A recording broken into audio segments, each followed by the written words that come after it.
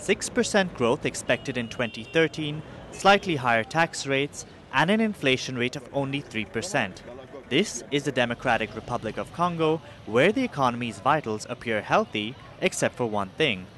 Two-thirds of the population live on less than $1 a day.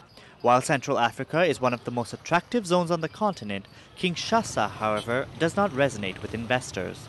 The country is witnessing stable growth. The 1980s were marked by a depression which relapsed in the early 2000s as a result of the Civil War. GDP increased in a stable manner. Real GDP, which takes into account inflation, has surpassed 5% except for a slowdown in 2009. Growth has been unequal and accounts for 33% of national GDP.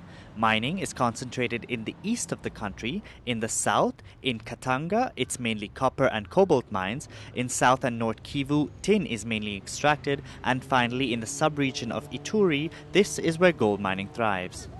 The potential for the country is enormous. The cumulative wealth of all mineral deposits is worth a staggering $24 trillion, a powerful number which contrasts with the underdevelopment of the rest of the Congolese economy, starting with agriculture.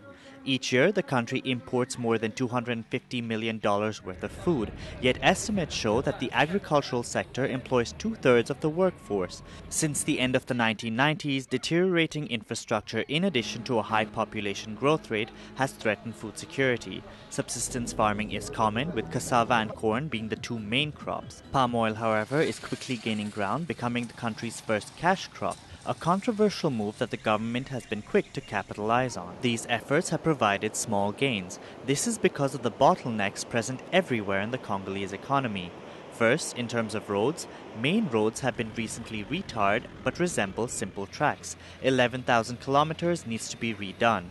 It is impossible, for instance, to reach the Congo River from regions in the northeast without driving for hundreds of kilometers on unpaved roads. As for electricity, only 9% of the Congolese benefit. The low energy capacity affects the entire country, and the INGA 3 dam, which will produce 4,800 megawatts of electricity, has not yet found financing. These gaps distract investors from the potential of the DRC. However, the most negative point is the country's negative image internationally. In terms of safety, the 90s saw secessionist movements linked to the East. In 2012, there was the emergence of the M23 movement, which reinforced the image of instability. Additionally, there are regular allegations of corruption. This year, the IMF decided to halt its 3-year program in the Democratic Republic of Congo, alleging manipulation in the sale of mining contracts. In the latest Doing Business ranking, the DRC ranks 181st out of 185 countries tested.